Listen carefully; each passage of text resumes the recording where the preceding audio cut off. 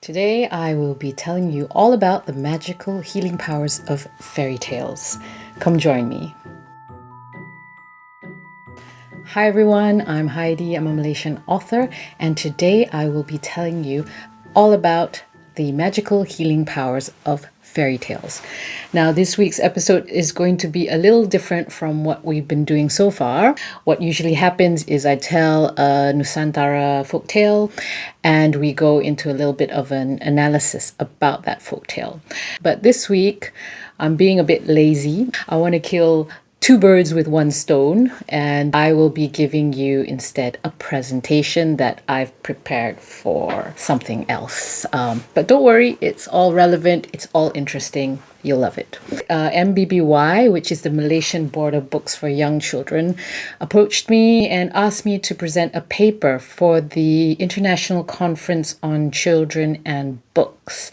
Now, if you don't know, the MBBY is a non-profit organization dedicated to promoting children's books, children's literature, and literacy in general. It's basically the Malaysian branch of the IBBY, the International Board of Books for Young Children.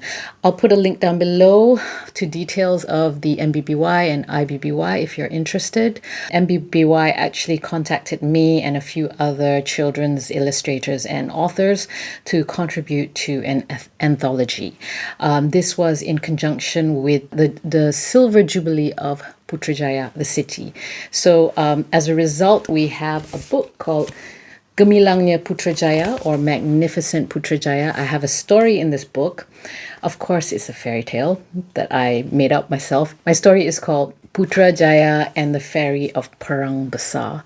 And this is really special because I actually did the pictures for this book. I normally don't do illustrations. I'm not that great at drawing, but I decided, why not? I'll give it a try because, you only live once. So anyway, I'll talk a little bit more about this at the end of the video. I'm going to do a giveaway because I have a few of these books. So stay till the end of the video for a chance to win a copy of this book. So back to this episode. I've already prepared this presentation. When I was preparing it, I thought, I should turn this into an episode. And that's what I'm going to do. I will be presenting you the paper that I will be presenting to the International Conference on Children and Books.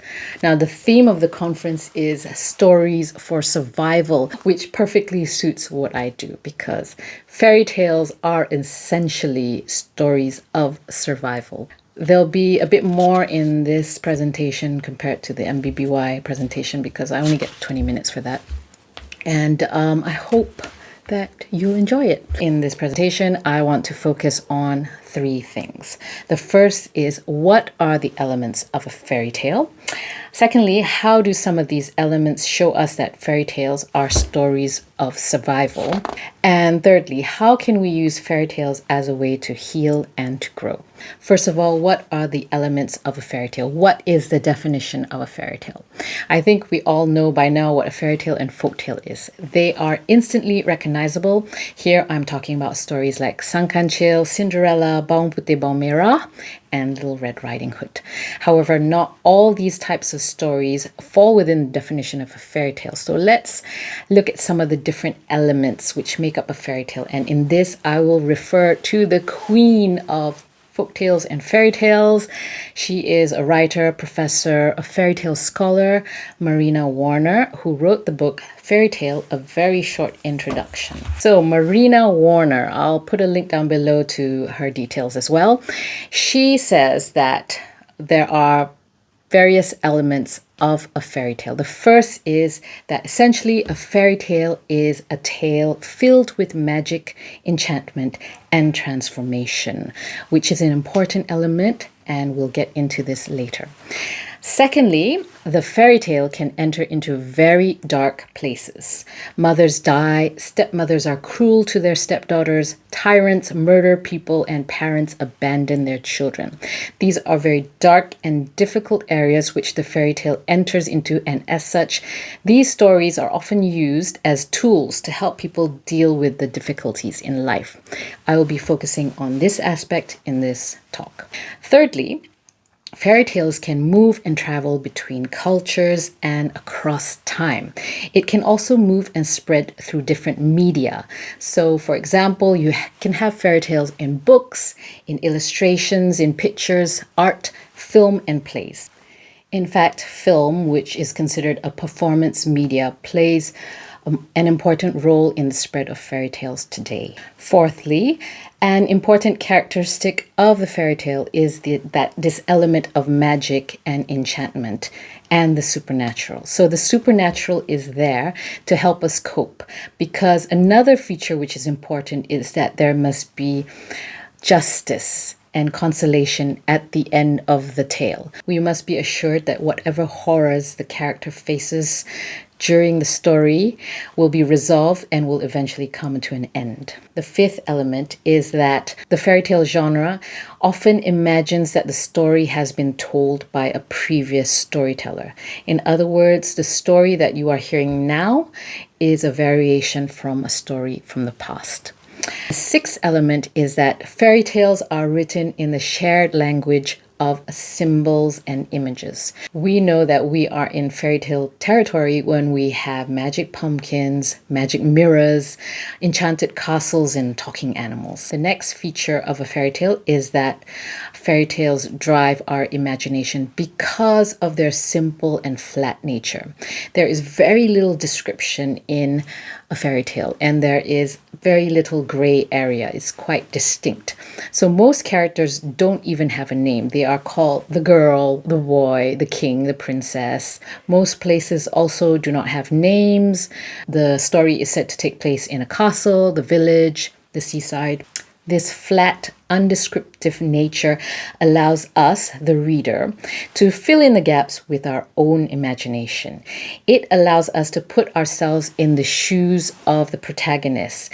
And in doing so, we are able to change and interpret this fairy tale for our own purposes.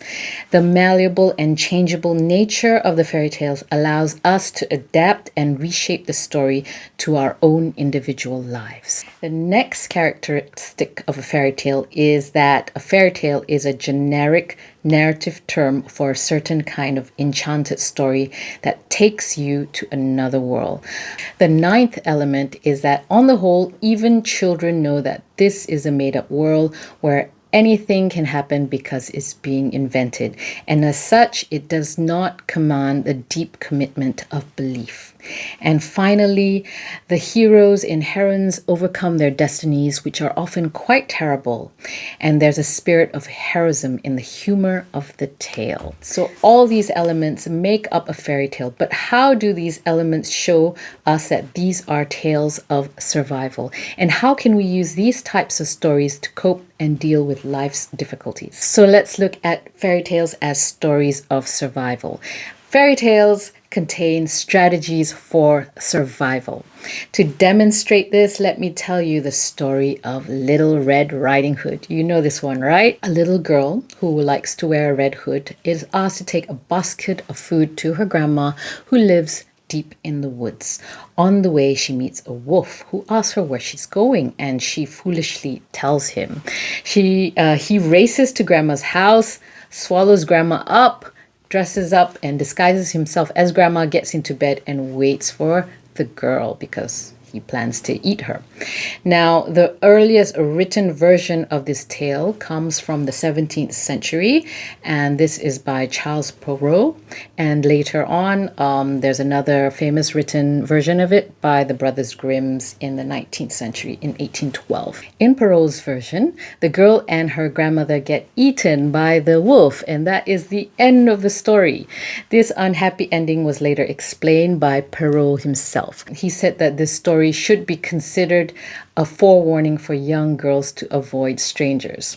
Now, I'm not keen on this version because it is utterly devoid of any hope and ignores the main character's agency, her capacity to act independently and to make her own choices. Not only that, Perrault's original story comes with a little poem at the end, basically setting out the moral of the story. He sort of belabors it slightly. And the moral of the story, according to this man, is that nice girls ought not to listen to all sorts of people. If they do not, it is not surprising that the wolf will get them and eat them up.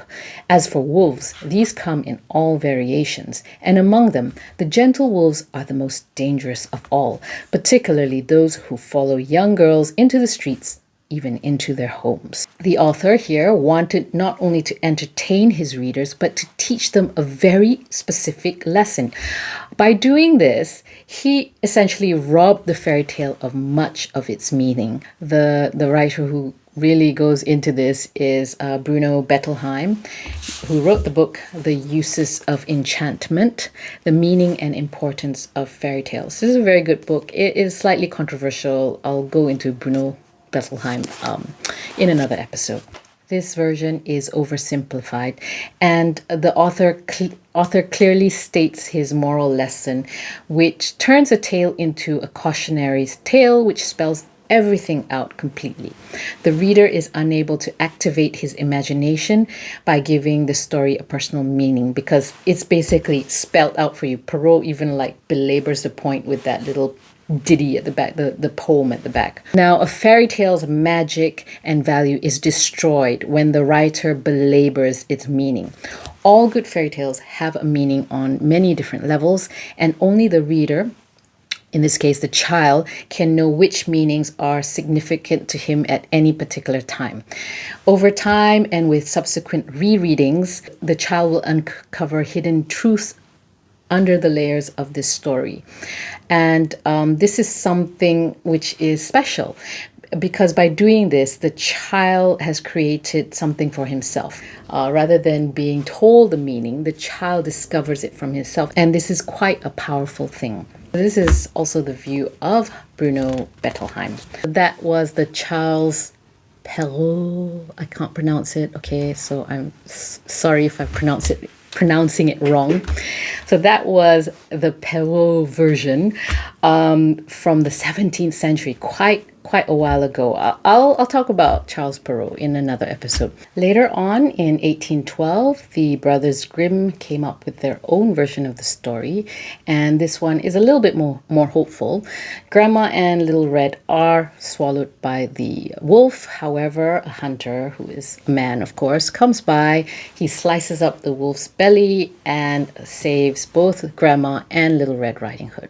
So this version is slightly better since Little Red survives, but again it treats her as a passive victim. So these two written versions of Little Red Riding Hood can be traced back to oral versions from the 10th century, and one of these oral versions is a tale from Italy called La Finta Nonna, or The False Grandmother, which is less popular because it is considered to be too horrifying and shocking for young children. But I love it. In this version, not only does the girl unconsciously eat the flesh of her dead grandmother and drink the blood of her grandmother, there also seems to be some sexual implications in the story. So the wolf actually asks the girl to take off her clothes and burn them, as she will no longer be needing them. The girl finally realizes at some point that she's in danger and invents I have to go to the bathroom story to escape, which is very clever of her. I like this version of Little Red Riding Hood. Now, I like this version because the protagonist has an element of agency. She is not some passive character.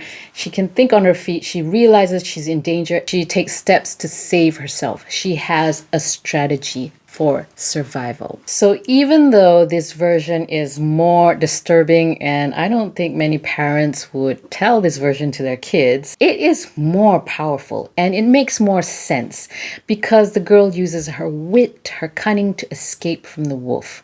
In this version, Little Red survives, and she does it all on her own without any help from hunters or men.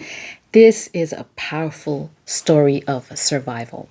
So not only has Little Red Riding Hood survived, her story has survived as well and thrived through the years. We are still telling her story today. Hello, I'm sitting here telling you the story which we've seen has come from oral tales in the 10th century. Some even say that there are earlier versions in Greek fables and in China as well. So this is an ancient story, and I'm still here today telling you this story. So Little Red, she's a survivor. I love her. So now let's look at a local example, the story of Bawang Putih, Bawang Merah. I haven't told you the story yet, but don't worry, I will. It is fantastic. Just wait for it. You're going to love it. So the gist of the story is that it is quite similar to the Cinderella type tale, but I don't like to compare Bawang Putih Bawang Merah with Cinderella, but just so that you know, it is kind of like a Cinderella story.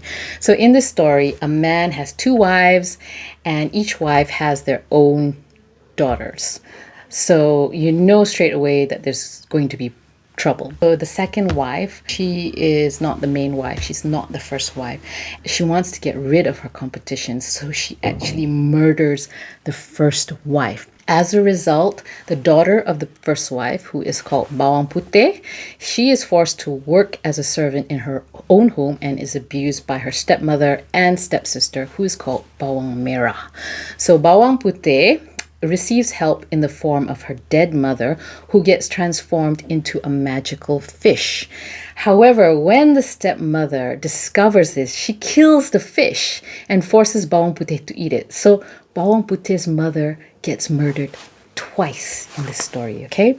So when Bawang Putih eventually finds out that she has eaten her dead mother in the form of fish, she buries the bones of the fish, which then magically transform into a tree with a swing. Bawang Putih sits on the swing and sings, which attracts the attention of a passing prince who comes by, falls in love with Bawang Putih, takes her away, and they live happily ever after. In this story, Bawang Putih survives with the magical help of her dead mother. So we have some elements of the fairy tale coming into play here, which are supernatural help and transformation. The mother gets transformed in order to help her daughters. This is not just a story of an abused girl, though. It is also the story of the mother and her desperate need to protect her child. In fact, this is a classic example of a story about survival. In this case, survival in a polygamous marriage and the fight for limited resources. First of all, we can see that the stepmother, she's a mother too, and she's trying to survive too. So she does this by getting rid of her competition, by getting rid of the first wife, so that she and her daughter will become the primary family. Secondly, Bawang Putih's mother is fighting to survive by coming back after being murdered. She comes back twice as a fish in order to help her offspring. And then when she's murdered a second time, she comes back again as a magical tree with a swing. So she is desperate to help her daughter escape the tyranny of her stepmother. Such is the sacrifice and determination of a mother's love. In the end, Bawang Putih, with the help of her mother, survives and moves on to bigger and better things. According to Marina Warner, all fairy tales, by and large, have the same core ingredients. There will be the archetypal characters, stepmothers, powerful kings, talking animals. There will be injustice or conflict, often gory and extravagant, told in a matter-of-fact tone that does nothing to shield children or adults from its blunt bloodiness. But there will also be something, a fairy godmother, a spell, a magic tree, which brings the miracle of hope into the story.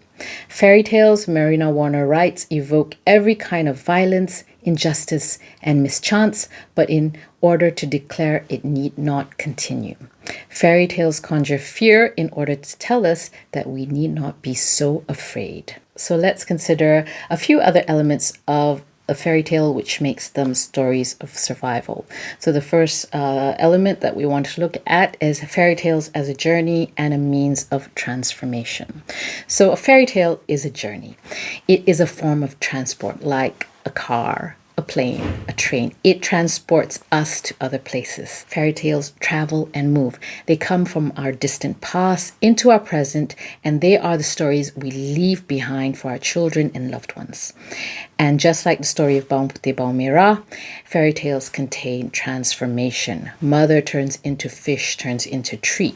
These tales transform our point of view of the world. Characters who transform their inner pain into strength appeal to the child in all of us. There is a quote from one of my favorite fairy tale writers, Angela Carter, where she says, and I quote, "I believe there is something in these old stories that does what singing does to words. They have transformational capabilities in the way melody can transform mood. They can't transform your actual situation, but they can transform your experience of it. We don't create a fantasy world to escape reality. We create it to be able to stay. I believe we have always done this, used images to stand and understand what otherwise would be intolerable." Another feature of fairy tales is that these stories fire up our imagination. The simple and flat nature of fairy tales forces us to fill in the gaps, and thus it alters the story to fit in with our own life experiences. So let's look at fairy tales as a tool of imagination. Fairy tales shows us the importance of imagination, but unfortunately, imagination is often viewed with suspicion. Diving into fairy tales and stories of the fantastic is considered to be a way of escapism or running away from the harsh realities of life. It is seen as a flight from reality, when in fact, imagination should be seen as a way to find the truth. Through the power of imagination, children develop the sense of self to help navigate the hardships that they face in life. So fairy tales forces our minds to imagine a different world, a different point of view, and as such to seek out the truth under the layers of the story. And the fact is, all fairy tales carry a dark truth. Because of this, we can break down the fairy tale and use it as a way to identify and name that dark truth. And when we can identify that darkness, we can initiate strategies for survival. As we have seen, fairy tales are all about trauma, survival, the search for truth, and hope. They are radical stories of survival of the weak against those who abuse power. Fairy tales confront abuses of power, and we can see this most clearly in the tales of Sang Kancil. So Sang Kancil, the mouse deer, is our national treasure. He is the symbol of resistance and a catalyst for change. He is the underdog that we root for. He represents the ordinary person, the weak, the small, the vulnerable, and the oppressed. In other words, he is the child in all of us. And yet this small, weak creature has the most fearsome reputation to be able to outwit, outsmart, outmaneuver the most ferocious and powerful predators, such as the tiger and the crocodile, who represents the oppressor. In every Sang Kancil story, the little mouse deer uses his tricks and his cleverness to escape death, and very often to punish those who have abused their powers. Which child would not gain a measure of comfort and encouragement from these stories? All the stories I told you today contain elements of abuse, poverty, domestic violence, and even sexual assault. However, these stories also contain strategies for survival, what Diana Wynne Jones, another favorite author of mine, terms a blueprint for life. So let's look at fairy tales as a blueprint for life. According to author Diana Wynne Jones, from her book Reflections on the Magic of Writing, the structure of a fairy tale perfectly matches the way the human mind operates. So the human mind is programmed to tackle problems and tackle them joyfully with a view to solving these problems. Right at the start of the fairy tale, we are presented with a problem, and it's usually a big one. All fairy tales begin with the question, what if? And it is the question which perfectly fits the pattern of our mind at work. What if the stepmother abuses her stepsister? What if Sang Kancil is attacked and eaten by a hungry tiger? What if Little Red Riding Hood gets eaten by the wolf? These what-if questions is posed in a way which lets the reader, the child, approach the problem from different angles. Stated in this way, the child can walk around the problem to see the rights and wrongs of it, to see if there is a solution. What the child gains is a blueprint or a guide of how to tackle their problems. By reading these stories, the child can use her own imagination and construct her own survival strategy in order to achieve a happily ever after. If you recall, earlier I told you that I was not too keen on the Perrault version of Little Red Riding Hood, where she is eaten by the wolf. This version is probably more realistic. If you are face to face with a wolf, chances are you'll probably get eaten. However, it is utterly devoid of any hope or justice. An important element of this blueprint for life is that there must be an element of hope, a happily ever after, or at least an ending where justice is served. So this sense of justice is at the very core of the fairy tale. The hero undergoes hardship, he embarks on a journey and gets transformed, and eventually manages to get justice for himself. So this element of hope is essential not only to comfort the child, but also to encourage him to strive for and reach their highest goals in life. So again, I'm going to quote from my favorite authors. I have quite a few favorite authors. This is Angela Carter. She says, "Fairy tales were the refuge of my troubled childhood. Despite all the lessons contained in them about being a dutiful daughter, a good girl, etc., I was most obsessed with the idea of justice, the insistence in most tales that the righteous will prevail. The evocation of a just world where right would prevail over wrong was a balm to my wounded spirits during my childhood. It was a source of hope. In the end, I could believe that no matter the injustices I suffered, truth would come to light and I would be redeemed. Indeed, the message of redemptive love shared in so many beloved fairy tales sustained me." Now, when we listen to fairy tales, our soul is invited to journey into a place of horror and violence, as well as enchanting rescues and romances. Fairy tales assures the listener that while evil, danger, and violence do exist, they can be transformed. By entering into the magic of a fairy tale, we can find strategies for navigating through all the hardship life presents us with. As you've probably noticed, I'm quite obsessed with fairy tales and folk tales in general, but I also have a special interest in our own local folk tales and the fairy tales of the Nusantara. I mentioned that I'm on a personal mission to spread our fairy tales because I feel that these stories are underrepresented and that these stories have somehow stopped moving and adapting. And this is why I want to highlight and spread these stories once more. My work takes the form of collecting, rewriting, adapting, and categorizing the fairy tales. Folk tales, fables, myth, legends, epics, wonder and magic tales from all around Southeast Asia and from all around the Nusantara. And to kick off this project, I have done a series of weekly videos on YouTube, which I'm doing right now. So I don't know why I'm talking about this. Never mind. I hope you all will support this and that we can contribute to the spread and dissemination of these fairy tales.